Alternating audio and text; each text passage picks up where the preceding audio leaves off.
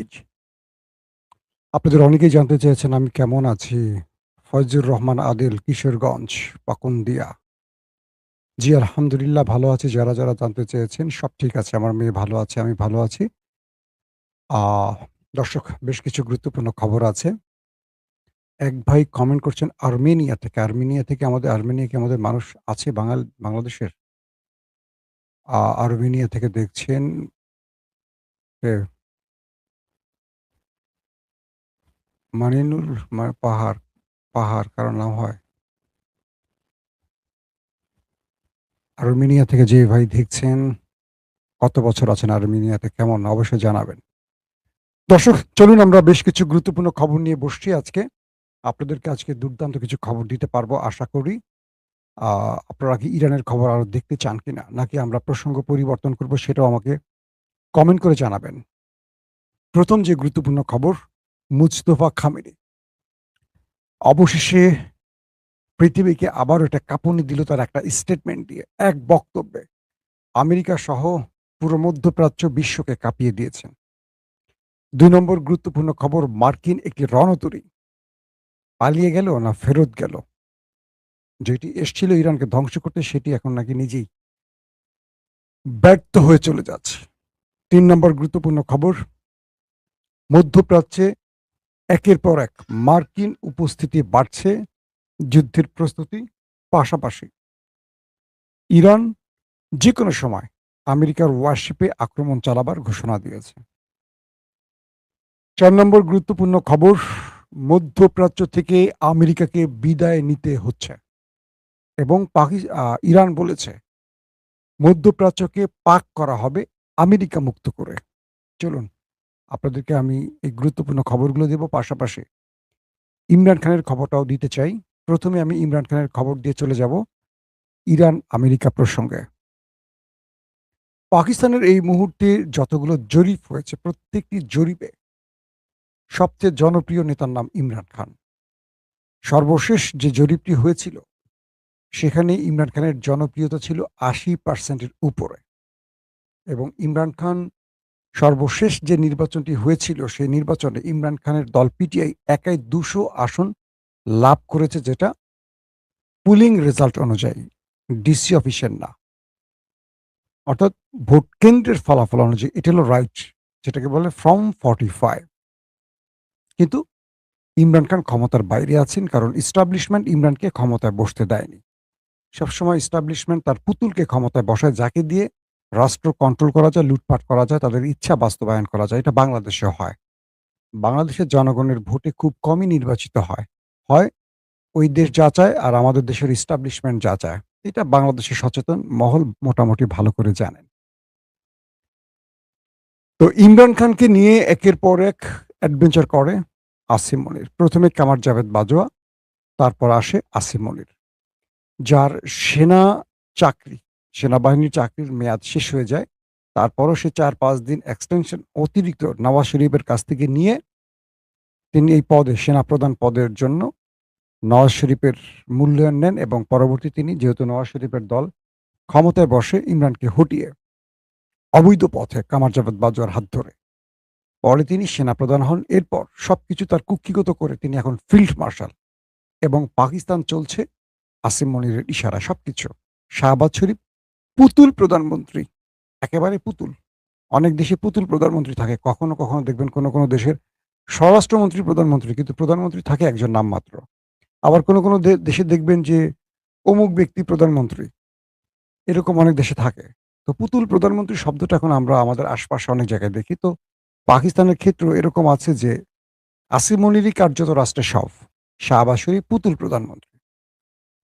তো ইমরানের এই জনপ্রিয়তায় তিনি ঈর্ষান্বিত হন এবং তিনি বুঝতে পারছেন যে ইমরানকে কোনো প্রকার ছাড় দিলে ইমরান তাদেরকে ছাড়বে না এবং পাকিস্তানের এস্টাবলিশমেন্টের দুর্নীতি বন্ধ করে ফেলবে, তাদেরকে গলা টিপে ধরবে। তাই ইমরানকে যেকোনোভাবে শেষ করতে হবে, তার রাজনৈতিক ক্যারিয়ার শেষ করতে হবে, তাকে অবৈধভাবে জেলে ঢুকানো হয়। তিনি আজ কত বছর, পাকিস্তানের শেষ যে নির্বাচনটি হয়েছে তার আগ থেকে তিনি এখনো জেলে আছেন এবং এই মুহূর্তে তাকে কারো সাথে দেখা করতে দেয়া হয় না। তো আজকে সলমন সফদর নামে একজন আইনজীবী, ইমরান খানের একজন আইনজীবী, তার সাথে দেখা করার সুযোগ পান এবং তিনি ইমরান খানের যে শারীরিক অবস্থা দেখেছেন তার একটা বর্ণনা তুলে দিয়েছেন। পাকিস্তানের গণমাধ্যম সেটা প্রচার করেছে। সেখানে বলা হয়েছে যে ইমরান খানের একটি চোখ অন্ধ হয়ে গেছে। তিনি সেই চোখে দেখছেন না। ইমরান খান তার আইনজীবীকে বলেছেন, "আমি আমার এই চোখটিতে কিছু দেখতে পাচ্ছি না।" পাশাপাশি তার স্ত্রী বুশরা বিবিরও চোখের সমস্যা দেখা দিয়েছে এবং ইমরানকে জেলে বিনা চিকিৎসায় রাখা হয়েছে। তার উপর প্রচুর টর্চার হচ্ছে মেন্টালি, শারীরিক বিভিন্নভাবে। কিন্তু ইমরানকে ছাড়া হবে না, কারণ ইমরান খান এস্টাবলিশমেন্টের সাথে আতাত করবে না। এস্টাবলিশমেন্টের অনুরোধ রাখবে না। ইমরান খান আসলে একটা বোকা মানুষ। অনেকে বিদেশ থেকে এস্টাবলিশমেন্টের আ কি বলবো? আবদার রক্ষা করে প্রধানমন্ত্রী হয়ে যেতে পারে, রাষ্ট্রপতি হয়ে যেতে পারে, অনেক কিছু হয়ে যায়। কিন্তু ইমরান খান তার দেশের জন্য, জনগণের জন্য তিনি জেলখানায় আছেন আজকে ৩-৪ বছরের উপরে। তারপর তিনি ক্রমান্বয়ে অসুস্থ হতে, হতে মৃত্যুর দিকে যাচ্ছেন। তার একটা চোখ বিনা চিকিৎসায় অন্ধ হয়ে যাচ্ছে। তারপরও তিনি বলছেন মৃত্যু পর্যন্ত ওয়েট করবেন কারাগারে। এই জাতির বা এই দেশের বিজয়ের যে লড়াইটা তিনি করছিলেন, মুক্তির যে আন্দোলনটা করছেন, এখান থেকে তিনি ফিরে যাবেন না। পৃথিবীতে এরকম ২ জন, ৩ জনের নাম আমি বলতে পারি যারা আপসহীন নেতৃত্ব দিয়েছেন। নেলসন ম্যান্ডেলা, বেগম খালেদা জিয়া আর পাকিস্তানের ইমরান খান। খালেদা জিয়া এতটা আপসহীন ছিলেন যে ক্রমান্বয়ে তাকে মানে স্লো পয়জনিং করে আস্তে, আস্তে মৃত্যুর দিকে পাঠানো হয়েছে। তিনি আতাত করেননি। তার দল এখন আতাত করছে বিভিন্ন স্বার্থের জন্য, বা আমি জানি না, শোনা যাচ্ছে এরকম, বা তাদের কাজকর্ম দেখে মনে হচ্ছে যে তারা কোনো জায়গার সাথে আতাত করে হয়তোবা রাষ্ট্র চালাচ্ছে বা ক্ষমতা ধরে রেখেছে বা ব্লা, ব্লা, ব্লা। কিন্তু খালেদা জিয়ার যে চরিত্রটি ছিল সেটা ছিল আসলে আপসহীন। যেটা স্বাধীন বাংলাদেশে এই চরিত্রের নেতা বা নেত্রী এর আগে কেউ দেখেনি। এবং পাকিস্তান দেখল ইমরান খান নামক একজন নেতাকে, যিনি ক্রিকেটের মাঠ থেকে এসে পৃথিবী জয় করার স্বপ্ন দেখেছিলেন। পাকিস্তানকে এক অনন্য উচ্চতায় নিয়ে যাওয়ার স্বপ্ন দেখেছিলেন। সেই স্বপ্নদ্রষ্টাকে এখন কারাগারে মৃত্যুর অপেক্ষায় থাকতে হয়েছে। আর পাকিস্তানের তেহরিক ইনসাফ হলো বিএনপির মতো। অর্থাৎ আন্দোলনের ডাক দিয়ে কেউ ফোন আর চালু রাখে না, সব ফোন বন্ধ রাখে। বেগম খালেদা জিয়া আমাকে একবার বলেছিলেন তার একটা ওয়ান টু ওয়ান বৈঠকে, মার্চ ফর ডেমোক্রেসি সহ কয়েকটা আন্দোলনে যখন সরকার পতনের প্রচেষ্টা বিএনপি বা ৪ দলীয় জোট বা ২০ দলীয় জোট বড়, বড় আন্দোলন তৈরি করে। আন্দোলনের দিন কোনো নেতার ফোন আর মানে চালু থাকে না, সব ফোন বন্ধ হয়ে যায়। তো পিটিআইর অবস্থাটা এরকম হয়ে গেছে। পিটিআই আন্দোলনের ঘোষণা দিয়ে আর কাউকে খুঁজে পাওয়া যায় না। মাঠে শুধু কর্মীরাই থাকে। তো ইমরান খানের পিটিআই আসলে অনেক নির্যাতনও সহ্য করেছে। তবে কর্মীরাই সেটাই করেছে। কর্মীরা অনেক জীবনও দিয়েছে ইমরান খানের জন্য। তো সেই ইমরান খান এখন অন্ধ হয়ে গেছে। এটা আমাদের জন্য সবচেয়ে দুঃখজনক একটা ব্যাপার। পিটিআইকে এই মুহূর্তে যদি রাজপথে নেমে একটা আন্দোলন করে এস্টাবলিশমেন্টের পতন ঘটাতে না পারে বা এস্টাবলিশমেন্টেরকে বাধ্য করতে না পারে ইমরানকে মুক্তির জন্য, মনে রাখবেন পাকিস্তান আরো কয়েকশো বছরের জন্য কি বলবো অন্ধত্বের দিকে চলে যাবে। এই পাকিস্তানের মুক্তি অসম্ভব বলে মনে হচ্ছে। যেটা বাংলাদেশের ছাত্র জনতা দেখাতে পেরেছে সেটা পাকিস্তান দেখাতে পারছে না। এটা পাকিস্তানের জন্য সবচেয়ে লজ্জা এবং কি বলবো কলঙ্কের। আসেন আমরা ইমরান খান খবর তো পেলেন, এবার আমরা আমেরিকা ইরানের খবরে চলে যাই। মার্কিন প্রেসিডেন্ট ইরানে আক্রমণের জন্য ডার্ক ঈগল নামে সবচেয়ে ভয়ংকর মিসাইল কল করেছে। অর্থাৎ ইরানের বিরুদ্ধে ডার্ক ঈগল এই মিসাইলটি ব্যবহারের জন্য তিনি মধ্যপ্রাচ্যে এই হাইপারসনিক মিসাইলটিকে আনছেন। এটি খুব ভয়ংকর একটি মিসাইল। এটার অনেক বর্ণনা আমি দেখলাম আজকে ওয়েবসাইটে বসে। তার মানে আমেরিকা ইরানের সাথে একটা বড় গেইমে নামার চেষ্টা করছে। আমেরিকার সামনে আর কোনো পথ খোলা নেই। পাশাপাশি ট্রাম্প নতুন করে আরেকটি ট্রুথ সোশ্যালে হুমকি দিয়েছে ইরানকে। তিনি এখন অনেকটা বলা যায় যে Facebook, YouTube, Twitter এ আমরা একে অপরের সমালোচনা করি না বা হুমকি দেই না? ট্রাম্প এখন বাস্তবে কিছু করতে না পেরে চলে গেছে ট্রুথ সোশ্যাল। এটি তার নিজের একটি সোশ্যাল মিডিয়া। তো সেখানে তিনি আমেরিকাকে বার্তা দেন। সে প্রতিদিনই নানান রকম ছবি আপলোড করেন। গ্রাফিক্স বা এআই ব্যবহার করে ছবিগুলো বানান। কখনো M4 রাইফেল হাতে নিয়ে দাঁড়ান, কখনো এটা করেন, ওটা করেন, করে নিজেকে একটু হিরো প্রচারের জন্য তিনি এই কাজগুলো করেন। সিনেমা-টিনেমা হয়তো একটু বেশি দেখেন হলিউডের না। আমার মনে হয় তিনি শাকিব খানের ছবি বেশি দেখেন ডোনাল্ড ট্রাম্প। ওকে। তো ডোনাল্ড ট্রাম্প নতুন আরেকটি মানে সোশ্যাল মিডিয়াতে তার পোস্ট এসছে, সেখানে লেখা আছে, "the storm is coming." The storm is coming, অর্থাৎ তুফান আসছে। মানে তিনি আমেরিকার প্রেসিডেন্ট হয়ে ইরানকে বোঝাচ্ছেন, আমেরিকার তুফান আসছে, ইরান তুমি সতর্ক হও। তোমাকে সেই তুফান ভাসিয়ে নিয়ে যাবে। এমন তুফান আসছে। এর আগে বলছিল নো মোর গাইস, আপনি শুনেছেন তো? যে তিনি সেখানে বলেছিলেন যে, আমি যতটা ভালো দেখছেন ততটা ভালো না। খারাপ মানুষ হয়ে ইরানকে কিছু দেখাবেন। তার একটা M4 রাইফেল হাতে নিয়ে। এবার তিনি বলছেন কি? The storm is coming. তুফান আসছে। সেই তুফান ইরান ভাসবে কি ভাসবে না, সেটারও ইরান জবাব দিয়ে দিয়েছে। ইরানের নেতা মুস্তফা খামেনি বেঁচে আছেন না মরে গেছেন, এটা নিয়ে অনেক আলোচনা হয়েছে মার্কিন গণমাধ্যমে। এবার তিনি আরেকটি বার্তা পাঠিয়েছেন বিশ্বের কাছে, তার জাতির কাছে এবং আমেরিকার উদ্দেশ্য করে, গালফ কান্ট্রি উদ্দেশ্য করে, সবাইকে উদ্দেশ্য করে।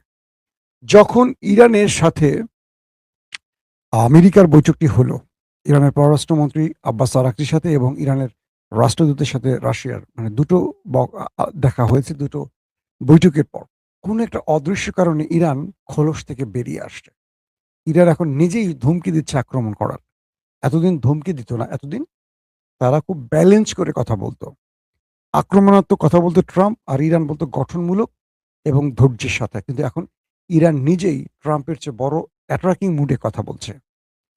তো এর আগে বলেছে যে কোনো সময় ইরান হরমুজে মার্কিন নেভিকে কবর দেবে, বা তাদের মিসাইল বা ড্রোন যে কোনো সময় অ্যাটাক বা স্ট্রাইক শুরু করবে।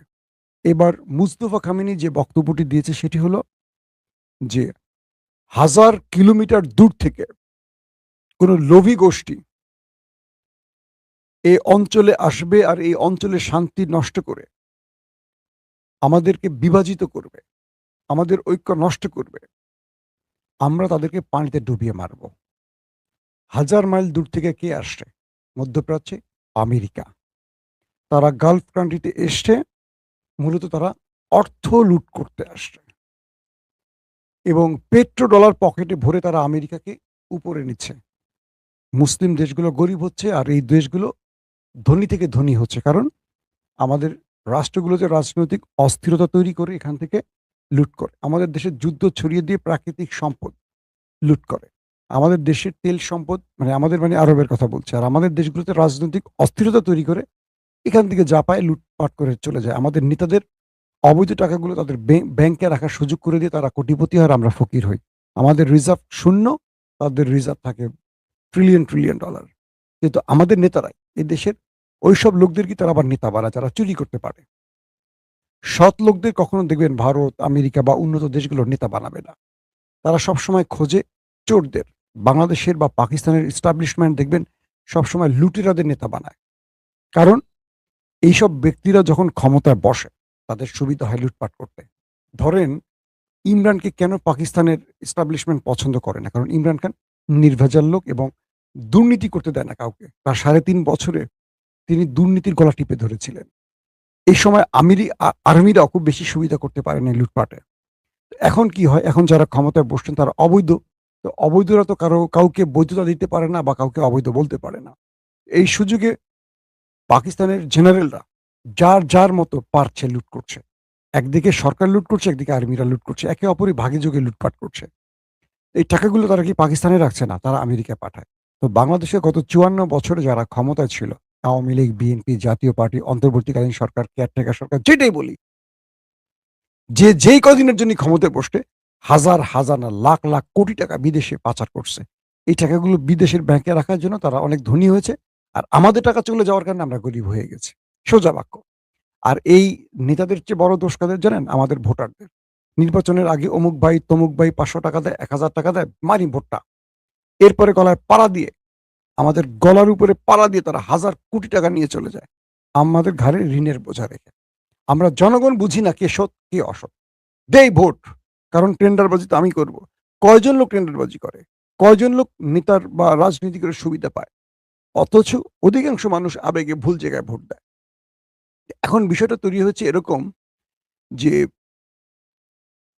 কি বলে, মার্কিন প্রেসিডেন্টের এই হুমকির পর মুস্তফা খামেনি যে বক্তব্যটি দিলেন একদম কড়া বার্তায়, যে 1000 কিলোমিটার দূর থেকে কেউ এসে আরবে গালফে বা আমাদের এই অঞ্চলে অস্থিরতা তৈরি করবে আর পকেট ভরে চলে যাবে, তাদেরকে এখন আমরা পানিতে ডুবিয়ে মারবো। মানে আমেরিকাকে বলছে।